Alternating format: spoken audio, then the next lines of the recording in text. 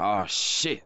Here we go again. An aging Travis Kelce. You got to think of yourself getting older. How much harder do you have to work to stay in top physical shape to compete at, the highest level, on top of maintaining a relationship, not only a relationship, but the highest of all relationships in the world, the number one relationship in the world. You know what I'm saying? I know that, and this was Kayla's rebuttal. She said, sometimes you're just not as good, and sometimes you have down years, and sometimes you have bad stretches. But I'm saying there is definitely at least something to put into consideration here with Taylor Swift and all of that is bringing, and all of the new members that are, currently watching all of these Chief games for just a Taylor Swift appearance and that relationship, like what it flows and all the media coverage that it is.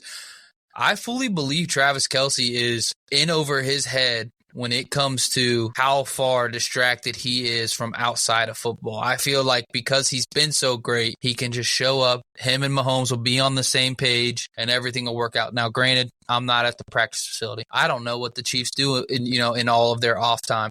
But, how do you maintain a relationship like that and still be, in the midst of a playoff push with your team and be at the top of your game? I don't know how it's. Like I said, it's a circus. It's been a circus all year. You think, okay, go back 5-6 years, put Travis Kelce on the Patriots. Do you think that Bill Belichick is going to allow this to happen? Absolutely not. And absolutely not, because we are a football team. We are not. This is not. We're focused on winning football games. I don't care who you're fucking. Okay, I don't care, and it doesn't need to become an issue. And if it becomes an issue, then we'll ship your ass out of here quicker than shit.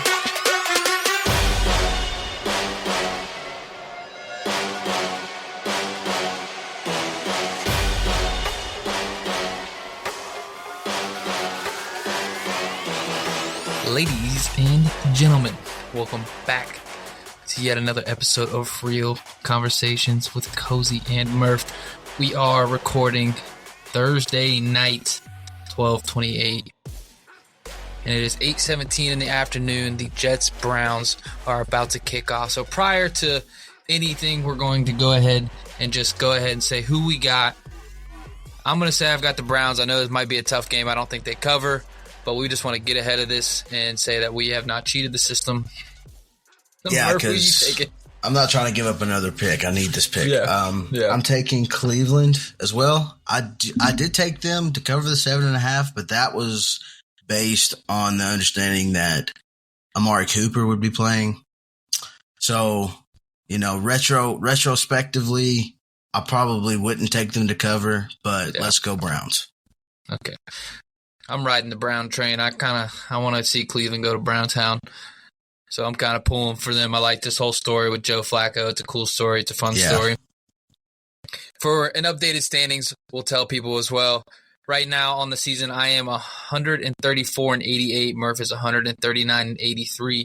It would take a miracle for me to probably catch him in these last 2 weeks, but it is not outside the realm of possibility. So we're going to jump right into football. That's why we play the game.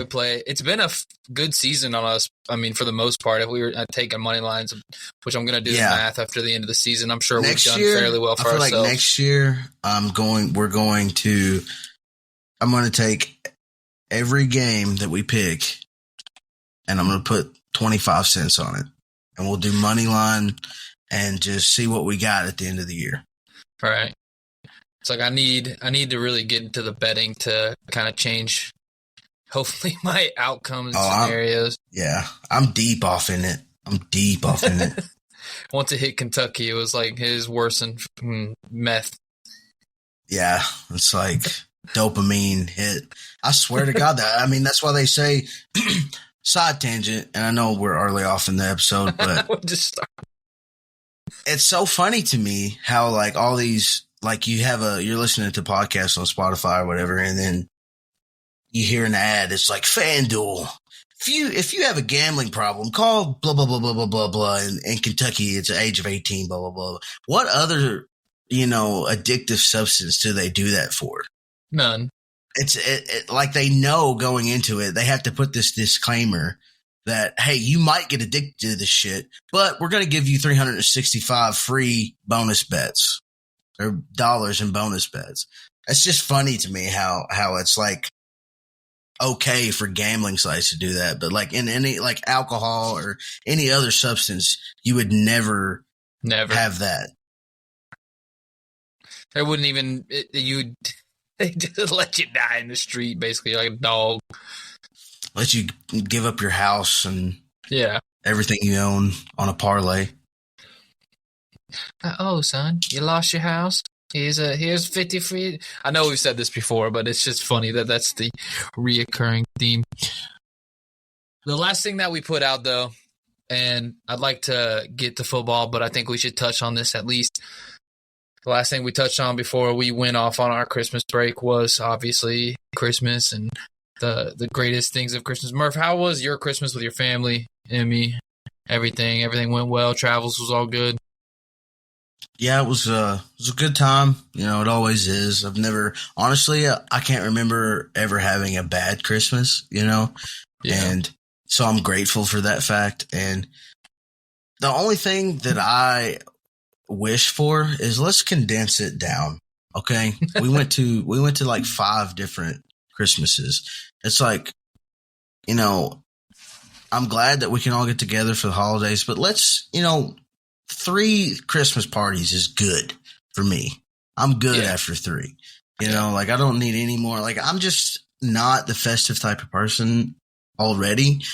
So like going to that many and having to like get, you know, in that kind of social, you know, atmosphere, it's like, all right, 3 is enough for me.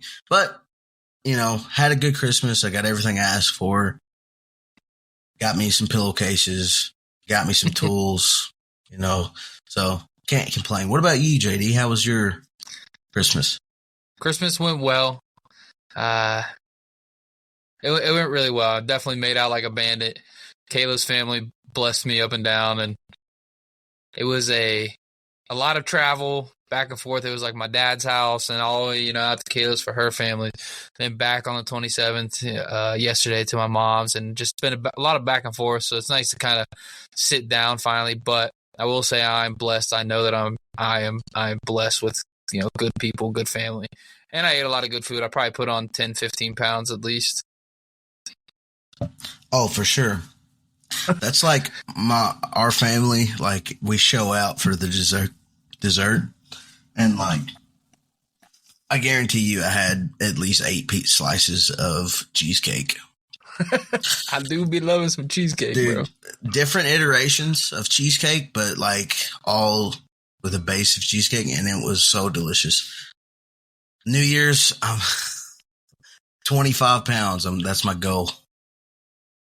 I'm going to wish you the best of luck. Don't know that I could do that, but I would like to lose that weight, yes.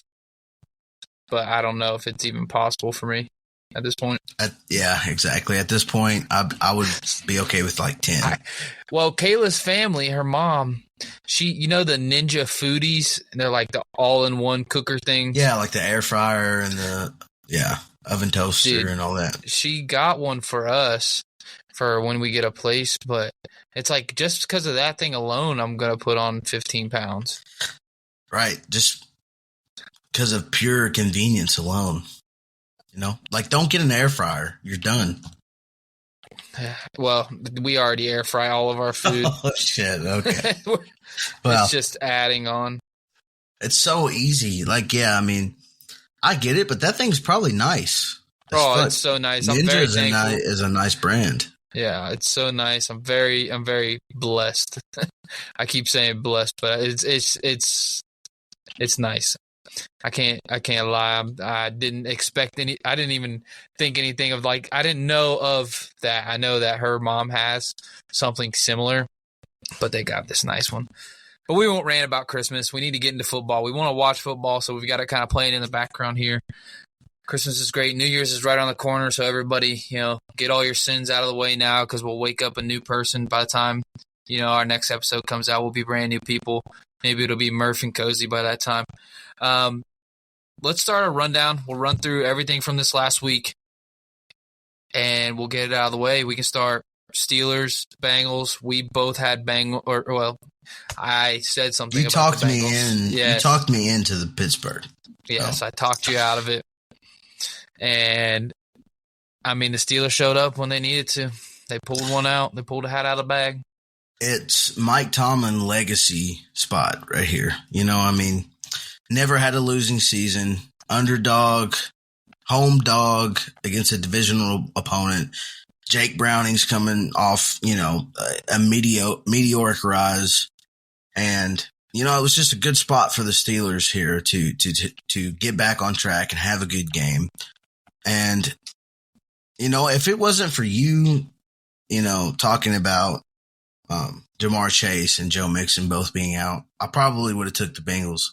But, you know, Mason Rudolph does his thing and is able to get the 34-11 victory. So Mason Rudolph, what a game for George Pickens too. Like Rudolph, the last thing you hear about him is he's calling Myles Garrett the N-word and saying, you know, that he didn't say it, blah, blah, blah. He goes hiding into the shadows, comes out, he's a brand new man, changed man, and he gets to come out and throw, you know, a essential game, you know, season-saving game, which is a game changer. And George Pickens turns out to be, you know, as much as he is a diva, it ends up being worth it at the same time. Like, every time I want to be like, all right, this whole system of Mike Tomlin being a player's coach, I mean, it can't last forever, but it seems to always find a way. Always find a way. Yeah, it's consistency, right? And it seems like like you said, he finds a way to just drag his team to an above 500 record year in and year out, no matter what controversy might arise. It's just a testament to his coaching ability and his control over that locker room. And honestly, just the stability of the Steelers as an organization. They're able to manage all these high-profile personalities without imploding like a Washington or LA Chargers or, you know, countless others that we've seen. So many others that can't seem to ever get it right. And I'm impressed. I think the Steelers will be just fine. Whatever they end up doing this offseason, you know, it'll be good. Whatever they end up doing, I don't know if Pickett's going to be the guy or whatever they're going to end up doing. I know they'll figure it out. And I wouldn't be shocked to see somebody like Russell Wilson end up there and they turn his whole career around or something. It's funny that you say that because that's what the conversation was kind of, you know, churning about what's the landing spot for Russell Wilson. And yeah. I know people have said Washington, people have said other places, but the perfect fit to me seems like the Steelers. Yeah. Already you have a great defense. You're a run first, you know, offense. You're predicated on the run game. Play action, huge. Russell Wilson is a big play action guy. So to me, that would be a perfect fit. And you know he's not going to ask for a lot of money because he's already been paid. So it'd be interesting to see. Yeah, I think he would be it's like the right fit. It's the perfect place that he could fall into, a good scenario. I don't think Sean Payton and him saw eye to eye at all in the first place. And we might as well just dive into it. We can talk about the Broncos game. I know it's a little bit of skipping around, but maybe that's how the direction of the podcast needs to go. The Patriots beat the Broncos 26-23. We both picked the Broncos to win that game. We thought the Patriots were done. It was kind of like a jab for Bill Belichick in a sense to be like, you know what? If I'm going out the door, fuck you and fuck everything. I'm going to take this pick and I'm going to burn it to hell with me. Whatever. But ultimately, Sean Payton, Russell Wilson, from the get, you could tell like this was going to be a thing that butt heads. And now Russell Wilson, as everybody's probably seen from the headlines, they've decided to inactivate him, telling him he's going to be released in March. He's done. It saves a lot of the cap spaces. I know they're going to pay out a lot, but in the same breath, this gives them the opportunity to move him this offseason. What do you believe this was done right by Russ? I mean, he's putting up good numbers, and I don't watch very many Broncos games as watchable football as there is. But it's like 50-50 on the internet. Some people want him gone. Some people were like, well, we did Russ dirty. He's 24 touchdowns, 8 interceptions, 7th best passer rating in the league. What do you think? I think that Sean Payton took this job with the intention of moving forward with Russell Wilson. And kind of a, misnomer here. I know I said last week that he's earned the opportunity to be the starter next year, and, in pure fade God fashion, of course, the next week they bench him and say that they're going to cut him. So that's on me, but I think that Sean Payton took this job with the intention that Russell Wilson would be his quarterback moving forward, but he had him on a short leash. You don't sign a backup quarterback, Jared Stidham, to a $10 million contract without at least the thought that you might go to Jared Stidham if it doesn't work out with Russell Wilson. I think Payton has seen enough of Russell Wilson. He knows what he's getting. He is ready to move on. It's just a big cap hit. They're going to take maybe an historical cap hit with this contract, but I think you have to, if you're the Denver faithful, you kind of have to trust Sean Payton. You have to trust what's his name? Elway. You have to trust Elway. Yeah. Yep. You have to trust him and trust that they know what they're doing. You've had a lot of turnover at the quarterback position since Peyton Manning. And I think Sean Payton he wants to either draft or trade for somebody that fits his system. Because that Sean Payton has a Super Bowl pedigree. He has the ability to take a team to the highest level. And so I just think that it's time for Russell. It's just mutually beneficial. It's time for Russell. Yeah. He's aging. He's in the last phase of his career. He had a strong career with Seattle, but he also was insulated there. He was in a great system, had a great defense around him, had multiple playmakers around him. So I think it's a good media narrative point for the Broncos, but I think it's time for both Russ and the Broncos to move on. Yeah. It's the right time. It's a done deal. I agree. I think that it was good to part ways now, seeing as it does allow them to move him this offseason, give him the opportunity to go out and seek another 10-year adventure or whatever it may be. I just don't like how and obviously you can't control fans, you can't control media, and yes, Russ is corny. I mean, that's a given. He's been corny his whole career. He's the preacher guy. He's the people hate him because he Future made a song about him and he's raising Future's kids, whatever it is. But I think Russ is a damn good quarterback. He's had a Hall of Fame career, numbers-wise. Like, he could go somewhere and be in a winning organization. As for Sean Payton, what he wants to do, if it wasn't for what Russ was capable of doing with a trash O-line, their O-line is so bad, and I think that needs to be recognized publicly. True, yeah. They wouldn't be where they're at right now. They started as possibly the worst team in football, and they turned it around to be in it to week 15. It's very impressive, the turnaround they have. So I just got a lot of respect for Russ. I think he'll find somebody will give him a job, obviously, because I think he's one of the best 32. If he's not, top 20, top 25, but I would put him in the starter tier still, even in his older age. And if I'm him, when I'm done with football, I'm gonna go try and swing a baseball bat for a couple years.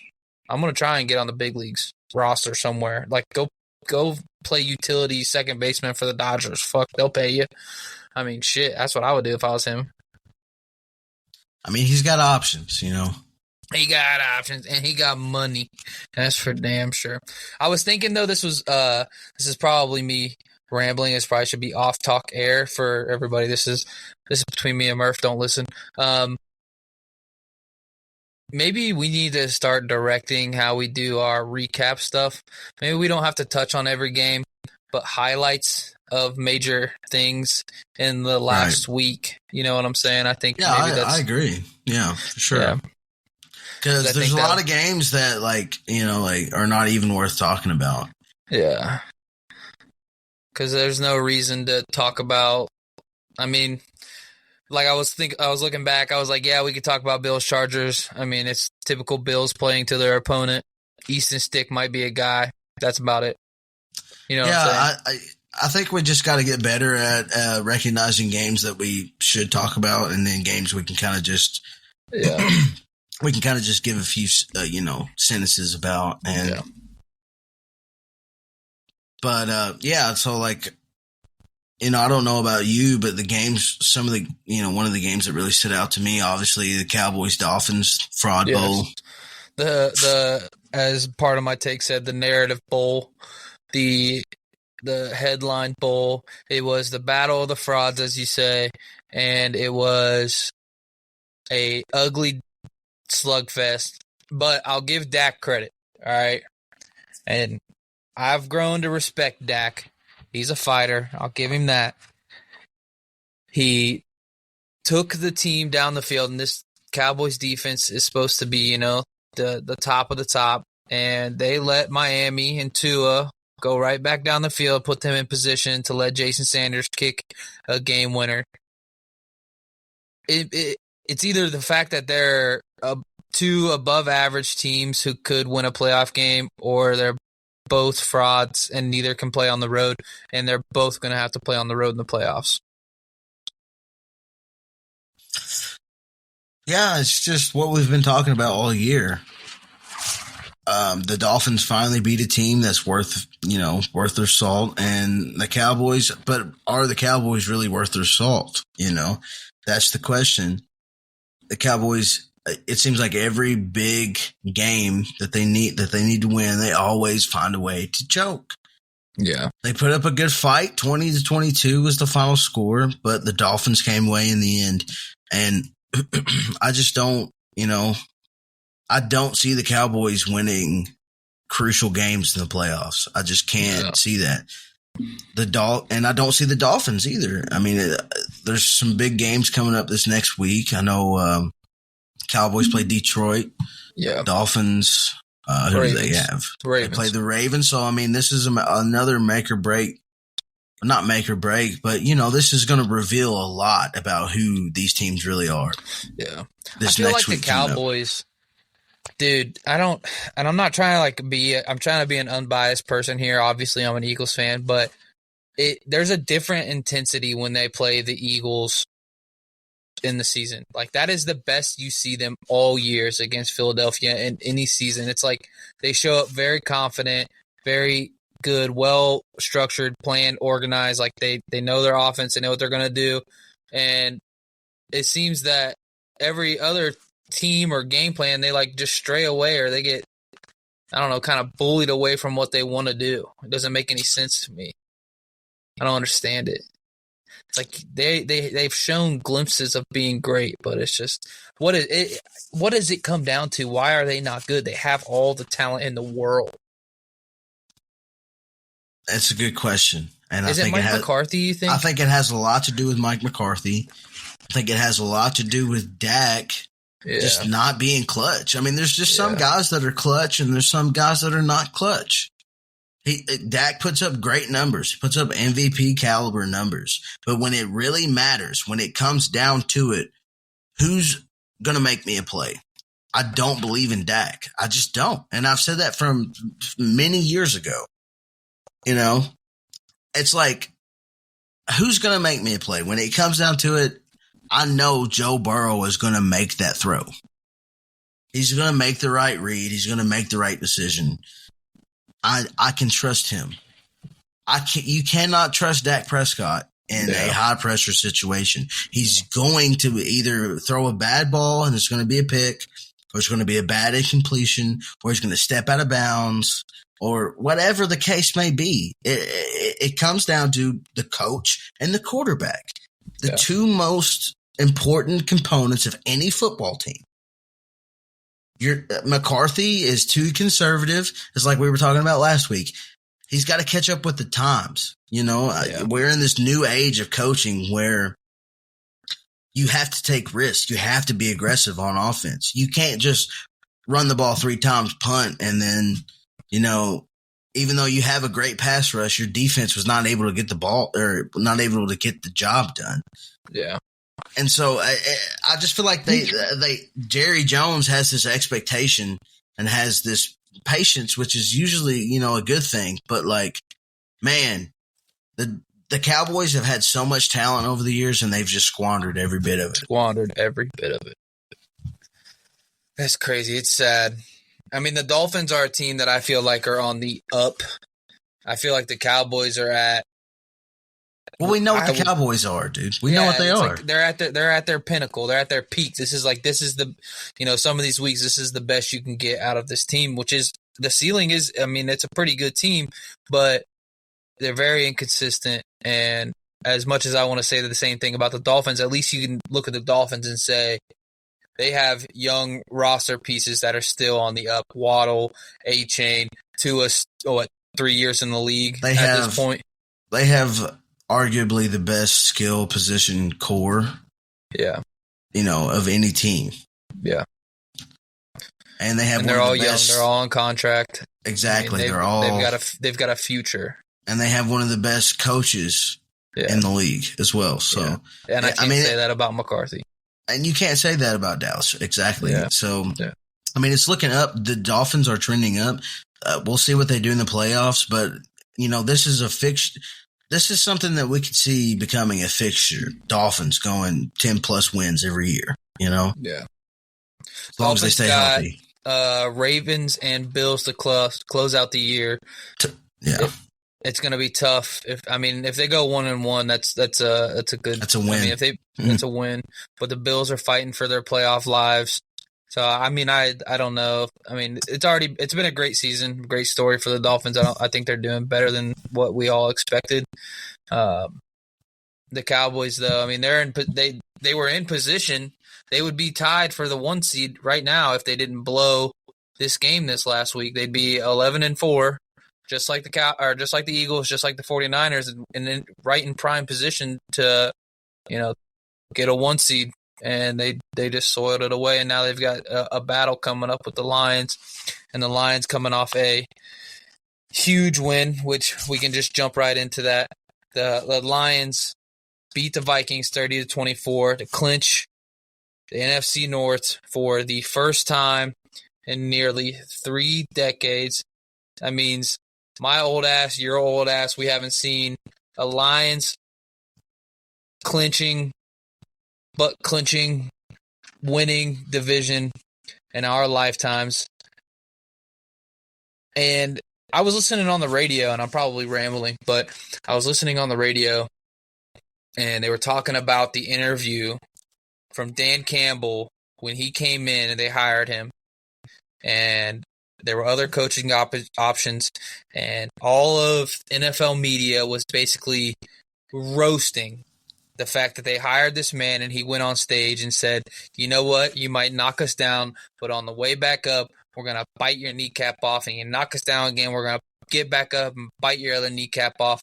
And it is a huge testament to believing in yourself enough and to put together a broken franchise to the point to where you can say, we won a division, we made a team, we found a culture, and our guys believe in it. I think Dan Campbell was the right guy for Detroit, and congratulations to Detroit. It's absolutely incredible what they have done.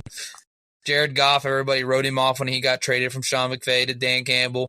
And, I mean, what a win for Jared Goff. What a win for all of Detroit. Think of the year that they went 0-16. I love it because this is – I know I keep saying this word, but it is a testament to patience and loyalty and trusting what you're doing and knowing that you're doing the right thing and you're putting in the work, and one day it's going to pay off. Because Dan Campbell, the first year, 2 years, was absolutely awful. The record, as far as record goes, I think he had a combined. He might have won 3 or 5 games in that span. Yeah. And now you're seeing a complete turnaround. And this is exciting. I'm not even a Detroit fan. Never been a fan of Detroit. I like Megatron, but I have no connection to the Detroit Lions. But this is awesome, man. Yeah. To see an organization come up from literal dumpster fire to a Super Bowl contender is amazing. It's so inspirational. And dude, I get cold chills. I don't know if you saw this, but in the locker room after the game, he brought all the guard up here. Yeah, he brought all the old guys up, and he talked about, these guys have been here from the very beginning. And man, as somebody who played on a team, in high school, we lost 26 straight games, and then our senior year we went 9-2. It's just, it takes me back. It takes me back to that and the 3 years of absolute just misery and turmoil that we went through. But we trusted each other. We believed in each other. We had each other's backs. And now we see the result of all that hard work you put in. Man, 30 years, 93, that's when I was born. Yeah. Man, all hats off to the Lions. I'm rooting for them, because Atlanta is not going to make the playoffs more than likely. So, I would love to see the Lions play in the Super Bowl or at least make a deep run in the playoffs. Yeah. But man, it's awesome to see. Great year of football. Great year. 11-4. They are in contention for the 1 seed. I mean, they still got they got to win out and hope for some help. But, I mean, just to be in this position is unbelievable. But I know people thought last year with what they did, making noise, almost making the playoffs. People were expecting them and picking them as sleepers to make the playoffs. But to win the division, not only just win it, but run away with it. It wasn't even close all year. They have been incredible. The David Montgomery trade, looking back on it, genius, because it's a revival of his career. Jahmyr Gibbs turns out to be a fantastic draft pick. Amon-Ra St. Brown's turned into a top 5 receiver. They've got Jamison Williams. They don't even use him that much, but when he gets his chance, it seems like he's streaking up the field. Sam Laporta's great. They've got a great squad, and I think this is obviously, it's the same thing that you hear when a team finally breaks into that playoff with their young core. You're going to expect some fallback, but Jared Goff has been to a Super Bowl. He's made this run before. He's been there before. He's already lost the Super Bowl. I know that he is the right guy to at least keep their heads on straight for what's to come. Montgomery's a vet. Amon-Ra St. Brown's been in the league for 5 years now. I think they've got a crew that could really, catch some people off guard. Obviously, their defense has issues, but they can also score 30 in any given game.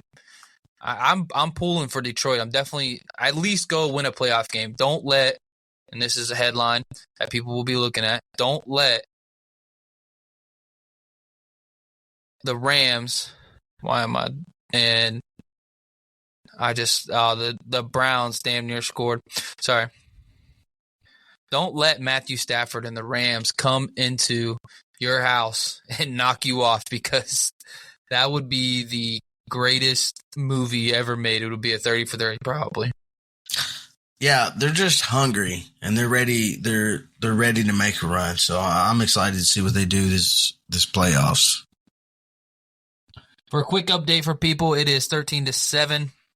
The Browns tried to go for it on fourth down after recovering a fumble in the Jets' red zone in their own territory. Jets scored on a Breece Hall touch. Kareem Hunt and Jerome Ford have both scored touchdowns. And, of course, I sat Kareem Hunt in the fantasy football championship that I'm in another league, which to me hurts a lot. Let's move on to another game that I want to talk on. Just briefly, I'd like to touch on the Raiders. Samir White, Jack Jones, robbing the baby, being the Grinch, go into Kansas City, take all of Christmas away from all the Kansas City fans. Can you imagine going to Kansas City, a Kansas City game, and being excited? It's Christmas Day, thinking the Chiefs, they got this one on the bag, the Raiders, and Aiden O'Connell throws for 50 yards, and you still lose 20-14. Yeah, there's something going on with Kansas City. It is a mess right now. Offensively, they have no direction. They have there's no momentum there. They have nothing to build on right now. And it wouldn't bother me as much, but it's been all year. We've seen no improvement. The receivers have been abysmal. Travis Kelce is a shell of himself. He's distracted. He's got this, public relationship that everybody's enthralled with. So, and Andy Reid has not been as good as we've seen. No. And the only saving grace that the Kansas City Chiefs have is their defense. Spagnuolo has done an excellent job in keeping this team in games. They would probably be 500 or under 500 without the defense playing up to the caliber that they have. Yeah. So I'm worried about the Chiefs. Really, I really am. They're probably going to win that division, but still, it's not looking good. And against good teams, they don't play well, and that's evident. Go ahead. No, I was just saying they have struggled. I mean, they've struggled every week. It feels like. Yeah, they haven't fixed anything. It's been the same set of issues all year for the Chiefs. And I don't know, you kind of want to give them the benefit of the doubt, being that they are the defending Super Bowl champs. But at the same time, you have to hold them accountable. And it's just not looking good for the Chiefs right now. I would not be surprised if they get beat in the divisional round of the playoffs. I don't see them making it to the Super Bowl this year. And as far as the Raiders go, I mean, good on them, man. Good on them. It's good to see them be successful under an interim coach. I think Antonio Pierce has potential. I know he hasn't been – he doesn't have the experience that you would like out of your next head coach. But if he can win over the locker room and he can get those players to buy in, what do you have to lose, Las Vegas? You've missed big time on your last two coaches. You might as well, you should have probably hired Rich Bisaccia after he made the playoffs as an interim coach, but you decided to pass on him and sign Josh McDaniels. So if I'm the ownership of the Raiders, I think you just have to go with Pierce. You have to go You have to go with what feels right, regardless of experience, regardless of what all this external noise is saying. Just give the man a chance. Like I said, what do you have to lose? You've been terrible for years. So the Raiders definitely have some fight to them. I think I want to ask this question too, and kind of because I raised this question to Kayla, and she kind of shut it down on me, and I don't think she understood exactly what I was trying to portray. An aging Travis Kelce, you got to think of yourself getting older. How much harder do you have to work to stay in top physical shape to compete at, the highest level, on top of maintaining a relationship, not only a relationship, but the highest of all relationships in the world, the number one relationship in the world. You know what I'm saying? I know that, Kayla, this was Kayla's rebuttal. She said, sometimes you're just not as good, and sometimes you have down years, and sometimes you have bad stretches. But I'm saying there is definitely at least something to put into consideration here. With Taylor Swift and all of that is bringing, and all of the new members that are, currently watching all of these Chief games for just a Taylor Swift appearance and that relationship, like what it flows and all the media coverage that it is, I fully believe Travis Kelce is in over his head when it comes to how far distracted he is from outside of football. I feel like because he's been so great, he can just show up and him and Mahomes will be on the same page and everything will work out. Now, granted, I'm not at the practice facility. I don't know what the Chiefs do in all of their off time, but how do you maintain a relationship like that and still be in the midst of a playoff push with your team and be at the top of your game? I don't know how it's possible. Like I said, it's a circus. It's been a circus all year. You think, okay, go back 5-6 years, put Travis Kelce on the Patriots. Do you think that Bill Belichick is going to allow this to happen? Absolutely not. And absolutely not, because we are a football team. We are not. We're focused on winning football games. I don't care who you're fucking. Okay, I don't care, and it doesn't need to become an issue. And if it becomes an issue, then we'll ship your ass out of here quicker than shit. And I feel like that's kind of, with all the success that Kansas City has had, they've kind of gotten drunk on the success and the mystique of it. Oh, look, Andy Reid lets us put in our own plays if we want. We do the ring around the rosy play. We put Patrick Mahomes in the backfield. You're not good enough to be cute anymore. Okay, Kansas City. That's what you need to realize. You lost one of, if not the best receiver in the league, and Tyreek Hill. You let him walk, you win the Super Bowl. Okay, you let Juju Smith-Schuster walk. You let Nicole Hardman walk. You let Eric Bieniemy walk. Okay, and you see the result of all these decisions. So it's time to nut up. It's time to sack up. It's time to get serious and stop thinking that you're just going to go to the AFC Championship game because you're the Chiefs and you have Patrick Mahomes. No, it's not that. Shit's getting real now, guys. Yeah. I mean, I'm a Patrick Mahomes fan. I always have been, since we first saw him. And I'm rooting for his success. But at the same time, like I said a couple weeks ago, if Kadarius Toney has dropped that many passes, do you really think Tom Brady would pass him the ball ever? Hell no. No. He's getting froze. No. He's getting froze out. We're going to find somebody else. But, to answer your question, no, I think Travis Kelce is in over his head. It's become a distraction. He's got, his podcast that he does. He's got all these endorsements that he does, on top of, like you said, dating one of the richest women in the world. So I don't think at 34, 35, whatever he is, that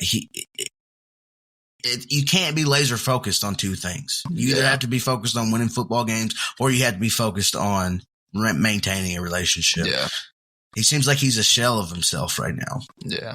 And it's unfortunate because he prior to this, this season, he was tracking for the greatest tight end of all time. And I mean, he's still in that conversation, but I mean, this is a testament to Tom Brady. It always plays back to Tom Brady.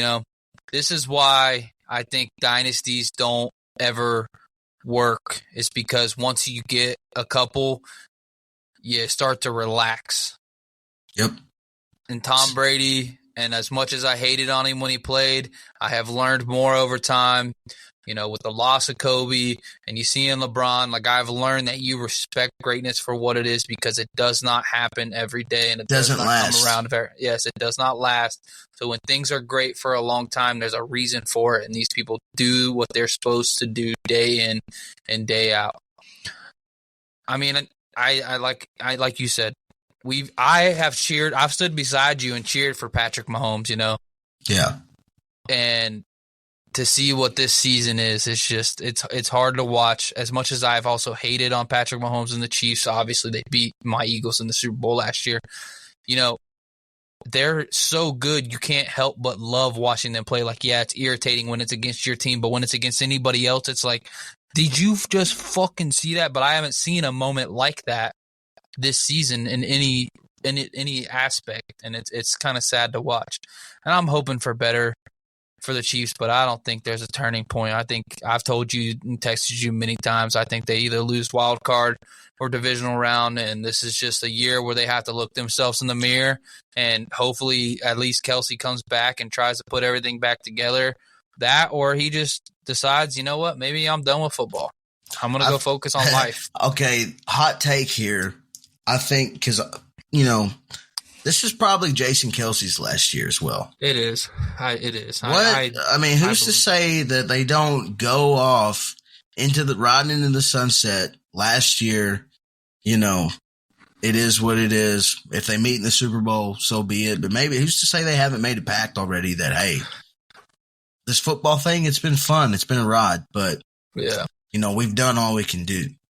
Yeah. It wouldn't surprise me at all to see – because Kelce, Travis Kelce, he doesn't seem like he loves football. It's just something that he does. You know what I mean? And that's fine. He's great at what he does. But, it wouldn't surprise me at all to see him hang it up and be like, all right, I'm going to focus on, other stuff. Yeah. But I can see it. I digress. The only thing I have to say other than that is I think all the criticism of Mahomes is so undue. Like talking about his attitude and how he's cocky and he's ungrateful and he's entitled and all this. It's like, man, do you not see what he does? Do you not see, he literally goes out there week in and week out and lays everything on the line for his team. You can't help but respect him. I mean, just the way he got injured in the playoffs last year and he stayed in the game, man, mad props to that guy. I don't give a fuck who you are. If you're able to play through that and win, I mean, man. Yeah. What would the media be if they didn't obviously chase a headline? For a quick update, ladies and gentlemen, it is 20-7. The Browns had a pick six return. It looks like they're going to run away with it. They are running the ball down the field right now. Joku, big gain earlier. They are absolutely demolishing the Jets. I told you, fade the Jets. Fade the Jets. You knew it. Let's talk about quickly, because I was supposed to be quickly, but it did not. The Eagles got back on track. They went out to a super hot start in the first half, and then all the wheels fell off when they put Tyrod Taylor in. Yes, it was a win. Yes, we desperately needed a win. Yes, I will take a win at this point after losing 3 in a row, but it did not resolve any of the worries that I have about this team. I still think our defense is questionable, and I think it is our lack of depth. We have probably the best starters in the league, but we do not ever have our starters full and ready to go. It's like we're always missing pieces. And if we don't have that 1 seed, which we would need a 49ers loss, if we don't have a 1 seed, I'm so worried for whoever we play in the first round, because anybody can give us hell right now. Yeah, you can't complain about a win, but it is kind of worrisome the way that the Giants were able to get back in that game. Didn't get to watch a whole lot of it because we were doing some of the Christmas stuff, but there's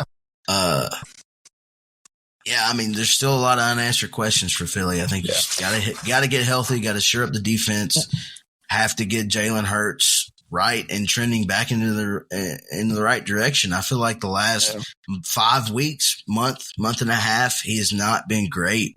And for somebody that was in the MVP talk, 6 weeks ago, he's kind of fallen off big time. And so these next 2 weeks are kind of imperative to get your team back into the flow, get them some momentum back, and then gear up for the playoffs, because you're going to face some stiff competition in the playoffs with whoever you face.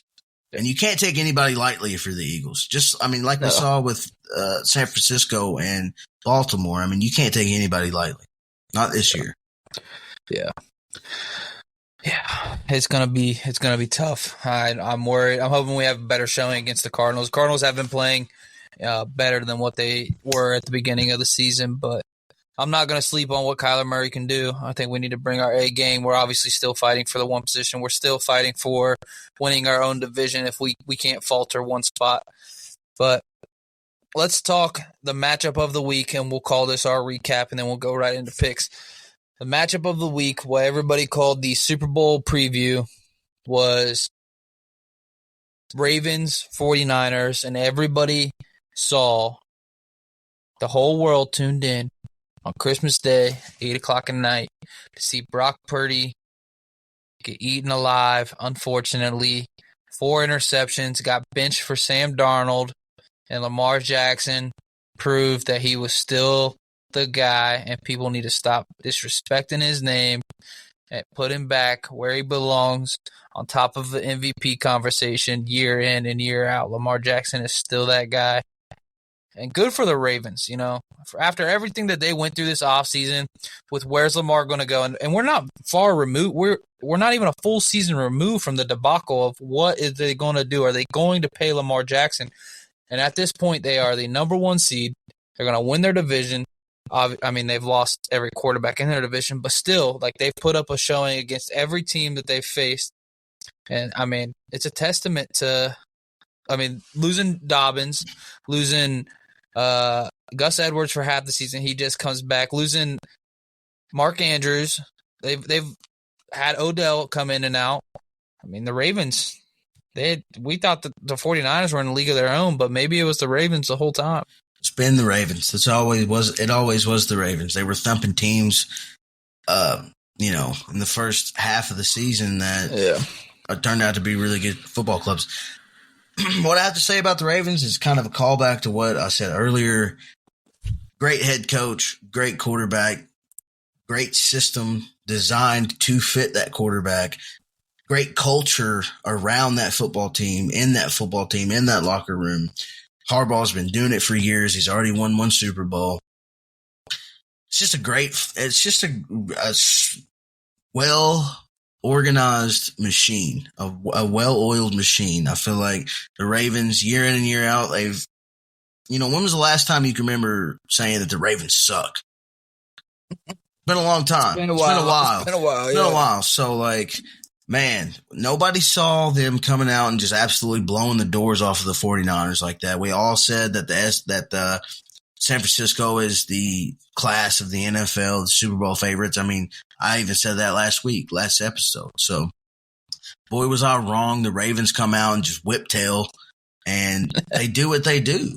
And through all the injuries, through all the adversity, through all of the controversy, they find ways to win. They find ways to win big. Not only do they beat teams, they embarrass teams. That was embarrassing. If you're Brock Purdy, you can't leave that game. You're embarrassed. You got embarrassed. Trent Williams gets hurt again.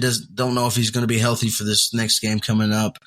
So that did raise some questions for the 49ers, I must say. Yeah. But they still are. I think they will win the NFC. I think they're still the favorites to win the NFC. Obviously, the Ravens are the favorites for the AFC.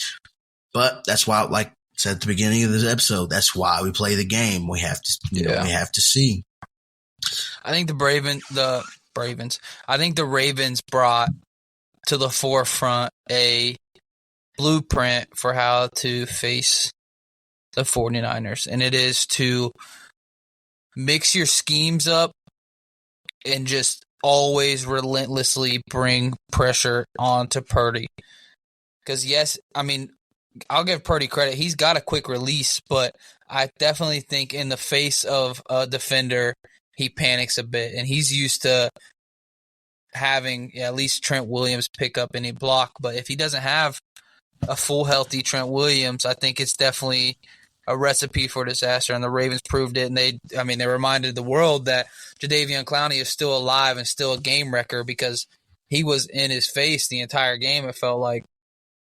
But what they should have done is just handed the ball to Christian McCaffrey 150 times and let him run the rock because the dude was going to get it. If you ask me, McCaffrey's the MVP, but Lamar, he'll probably run away with it at this point.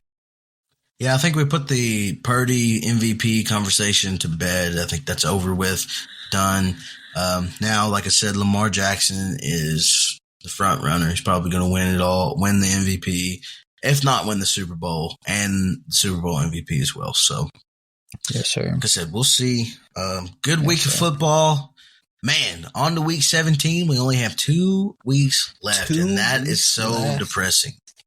Dude, tell the people about your big hit this week. Your bet of the week. By the way, bet of the week, bets of the week. JD had Indianapolis plus 2.5, which did not hit, and then he had the under 44.5, which also did not hit. But I took Detroit minus 3.5. That hit, and then I had the over at 47.5, which also hit. So we went 2-2 on our bets of the week, a little bit better from last week. We're going to continue to roll the dice and see where we land this coming up week. So some good games, good spreads here, some good numbers to look at. But we'll start off with the New York Jets, obviously at Cleveland. We both took Cleveland with that pick. We started that off at the beginning of the episode. Next game, we have Detroit at Dallas. Cowboys are a 5.5-point favorite. I do, like I said prior to us starting the stream, because you asked me about it, I do worry that the Lions might fall victim to a trap game mindset and the Cowboys fighting desperately for the division.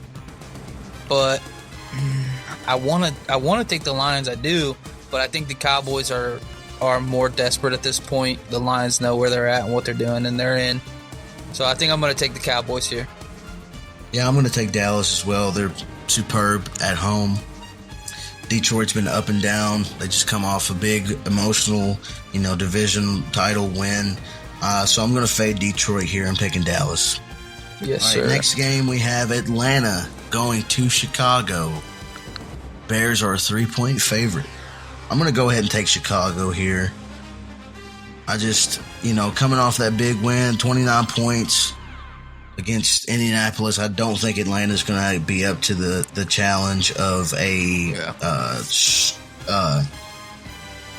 red-hot Chicago team that has caught a lot of momentum here in the last half of the season. I just don't see Atlanta being able to compete. Yeah. I think the Bears' defense is really good. I think they're coming on really good. I'll take Chicago here as well. All right. Next game, we have New England going to Buffalo. Bills are a 13-point favorite. Yeah, I'm going to go Buffalo here. I'm going to go Buffalo. They're coming off a sloppy victory against a team that they should have probably blown out in the Los Angeles Chargers. They had to have the last 2 weeks of the season, Buffalo has to win in order to ensure playoff, ensure that they make the playoffs. So I think Bills win here. Yeah. I think the Bills are going to be fighting for their lives. I'll take the Bills here, but I will say the Patriots do scare me in this Bills game, that interdivisional matchup. But I'm going to take the Bills. I'd probably take the points. If I'm a New England fan, I'll probably take the points on New England. But money line, I'm going Buffalo. All right, next game we have Las Vegas at Indianapolis. Indy is a 3.5-point favorite in this game. I'm gonna take Indy. I know I'm taking all the home teams here so far, but Indy, coming off a bad loss against Atlanta, they have to win to stay in the divisional championship contention. Vegas coming off a big win against Kansas City, their biggest rival. I'm taking Indianapolis. Part of me wants to take Raiders to win because I think somebody's got to fall out of all the races. But I think I'm going to go Colts here just because they are fighting for their playoff lives. Jonathan Taylor is full health. I think I'm just going to run with the Colts, and I might regret that one. Alrighty, next game we've got Los Angeles Rams going to New York Giants. Rams are a 5.5-point favorite. I think I've never been a fan of the cross-country travel. Me either, but the Rams are another team on that's fire. Fucking red hot right now. On fire. Matthew Stafford, I don't think they can be stopped. I just feel like the Giants secondary cannot cover Coop and Puka Nacua and Tyler Higbee all at the same time, on top of stopping Kyron Williams. Just too much offensive firepower, in my opinion. Stafford I'm going doesn't turn Rams. the ball over. They're good. Yeah, I'm gonna take the Rams. All right, next game we've got the Arizona Cardinals going to Philadelphia to the Link. Philadelphia is a 12-point favorite. Yeah, I mean obviously money line. I'm going Birds. Yeah, I'm going Green Birds. Not Red Birds. I'm going Green Birds. But I think I'm going to take Arizona to cover. Plus 12? They'll cover this game. It'll be, by the end of it, it'll be a 10-point game. I can see that, or a touchdown. Yeah, or a touch. It'll be 7 to 10 points, yeah. 12 points is a fuck ton in the NFL. It is. All right, next game we've got huge divisional matchup. New Orleans Saints going to Tampa Bay. Tampa Bay is a 2.5-point favorite. I'm rolling with Tampa Bay here. Baker I'm taking is... the Buccaneers, dude. He's on fire. Yeah, Baker is probably, aside from Joe Flacco, probably has the most momentum as far as quarterbacks go this year. He's been playing great all year. They've lost some games, but they've also won a lot of tough contests. So I don't believe in Derek Carr. I don't believe in New Orleans offense. I just think Tampa Bay is going to win this one. All right, next game we've got San Francisco at Washington Commanders. Yeah, I'm going San Francisco here. I'm going. They might drop a 50 burger. They might drop a 50 burger. They're going to be pissed. All right, yeah, I got 49ers there. All right, next game we've got Carolina Panthers going to the Jacksonville Jaguars. Jacksonville is a 6-point favorite. I don't know if Trevor Lawrence is playing or not. I know it was in concussion protocol. Yeah, I don't know either. I'm still going to go with Jacksonville. I just don't believe in Carolina. I know they hung 30 points on Green Bay, but Green Bay's defense is god-awful. Yeah, I'm going to take the Jags as well. All right, good call. Next game, this is a pivotal matchup. In the AFC, we've got the Miami Dolphins going into Baltimore. Baltimore is a 3.5-point favorite. I'm going to take Baltimore, but I think the Dolphins will have a good showing, and I think they'll put some respect on the Dolphins' name. Yeah, I'm going to take Baltimore as well. They've got everything going for them. Yeah. Miami has an abysmal record against teams with winning records this year, and Baltimore has the best record against winning teams with a winning record this year. So, Baltimore for me. All right, next game we have Tennessee Titans going to the Houston Texans. Houston ends up a 4.5-point favorite. I'm really want to fade the Texans right now. Well, the Texans have Stroud back this week. I know he said he was back last week, but he is healthy. He just got cleared. Yeah, I think I'm going to take Houston on the money line, but I'm definitely fading them on the spread. I think Titans cover that 4.5. I could see a field goal game. Kaimi Fairburn for the win. All right, so you're taking Houston? Yeah, I'm going to take Houston. I could see Houston finishing 10-7. That'd be dope. Yeah. All right, next game we've got Pittsburgh Steelers going to Seattle. Seattle is a 3.5-point favorite at home. It's a cross-country trek for Pittsburgh, inter-conference game.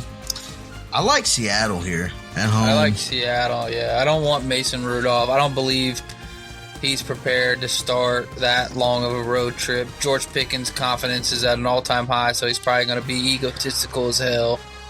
Not going to block. He's going to think he doesn't need to block. I'm taking Seahawks. Yeah. Be tough on the spread, but I think Seattle wins outright. All right, next game we've got Los Angeles Chargers going to the Denver Broncos. Denver is a 3.5-point favorite. Note that Jared Stidham is the starter for Denver, and Easton Stick is the starter for Easton Los Stick Angeles. might be a guy. I know. I almost want to take Los Angeles here.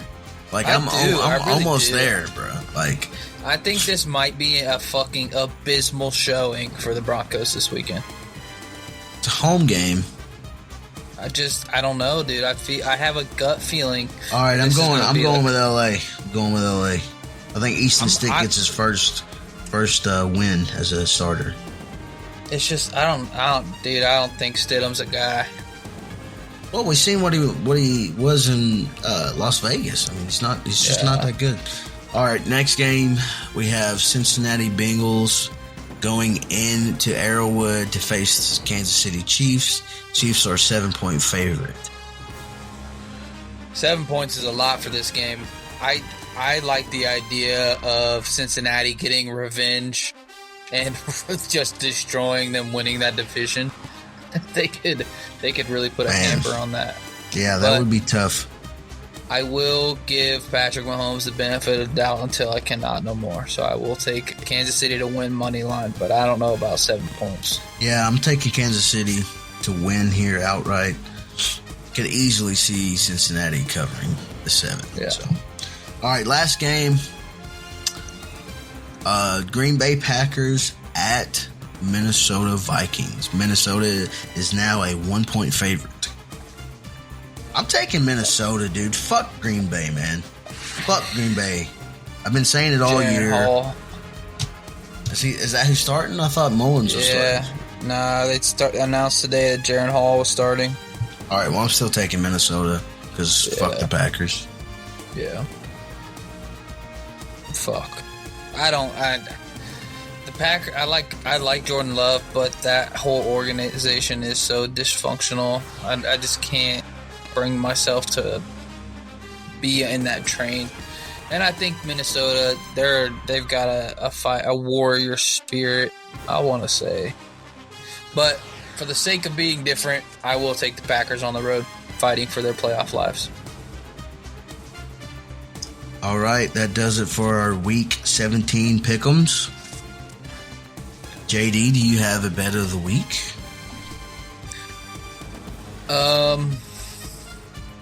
Nothing that I'm like ultra confident in, but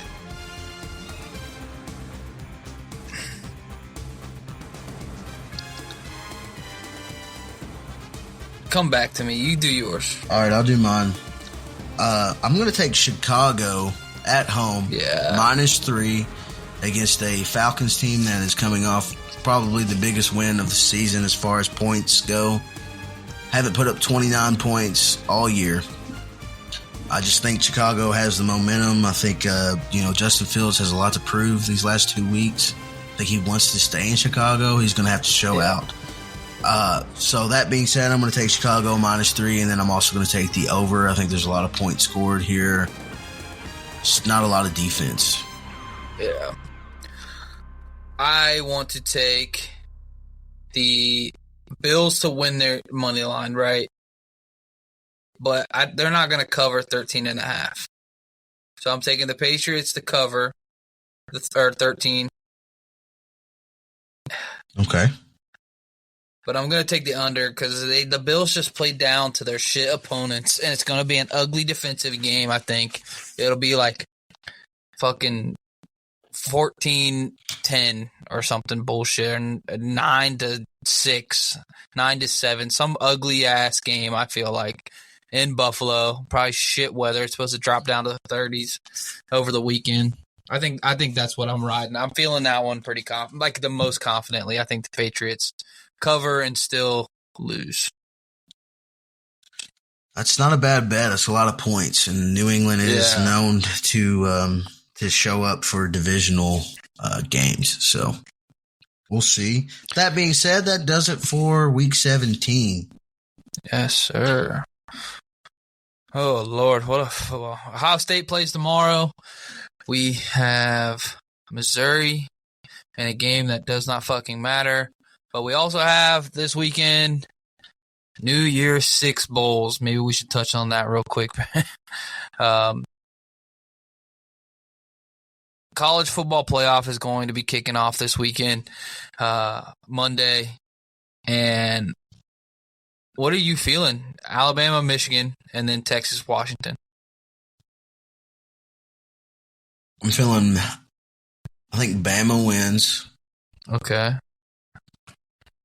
think Bama wins, and I think Texas wins, and I think we see a Rematch. rematch.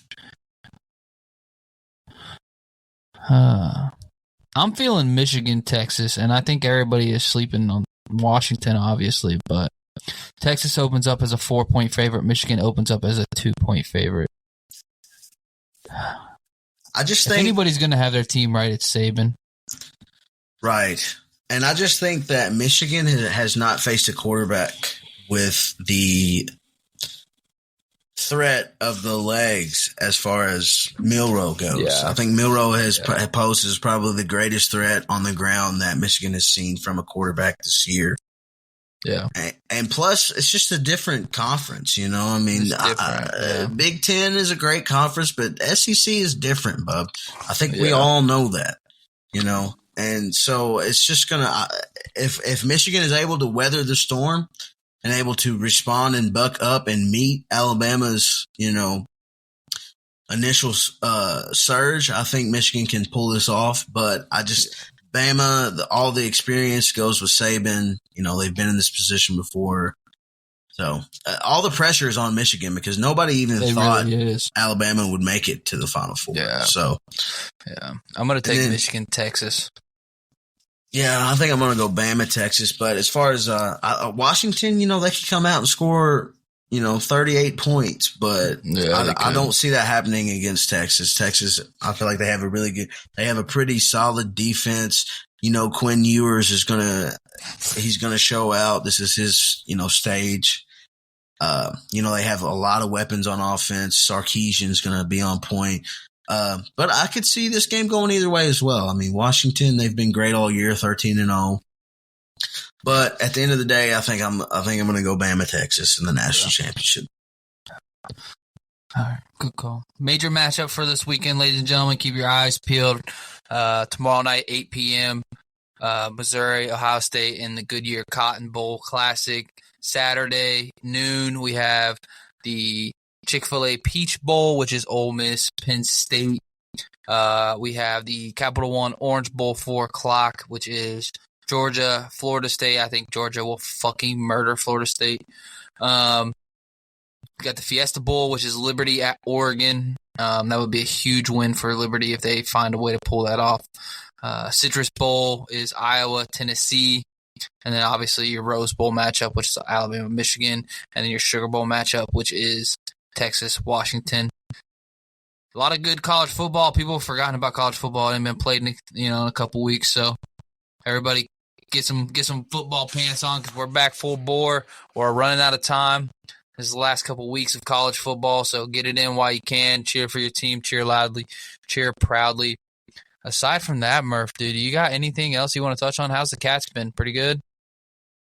Yeah, I mean, they haven't played since last time we recorded, but they play Northern Illinois tomorrow, so I expect them to come out and be ready and expect a blowout. The football team, they play – who the fuck do they play? Clemson, and they're probably going to get blown out. Yeah, they're probably going to get blown out. We don't have any of our starters. I think we have our third string quarterback is going to start this game. So don't expect a lot from the UK football team. Other than that, I don't really have much. I will give one last update on this Browns-Jets game. Joe Flacco just threw a pick 6. He was dropping back to throw He's dropping back to throw a screen pass. Pass was deflected, and one of the Jets defensive players intercepted it and ran it back. So it is 14-27 with 2 minutes to go in the second quarter for anybody who's interested. I mean, the Jets are fighting, but I just think the Browns are too much. Yeah, I agree. All right, well, let's call it a wrap, Murph. Good episode. I think we did better this weekend, kind of staying on track, doing our thing, feeling it out. We are going into the new year, so everybody please drive safe. If you need to get a ride, call an Uber, call a Lyft, call a friend, call us. Call me. I'll come get you. So one way or another, do not drink and drive. I do condone going out, having a good time, living your best life. Just be smart about it. Be safe. We want to see everybody that next day after New Year's. We want to see you going home and having a good time, being with your family. Ladies and gentlemen, let's start this New Year's off right. Let's go into it with a good mindset. Let's make the most of it. Set your goals, attain them, small steps. One day at a time, one moment at a time, one breath at a time if it has to be that. With that said, if you did enjoy this episode, please go to Spotify, Apple Podcasts, iHeartRadio, wherever the hell you listen to us. YouTube, I need to start advertising that. Patreon, I need to start pushing that content. Almost complete on the year recap episode. It's going to be a good surprise for everybody. I hope everybody enjoys it and the work that I have been slowly doing, but it'll be a good surprise for everybody when it does drop. Aside from that, Murph, you got anything else? You ready to roll on out of here? Let's get it.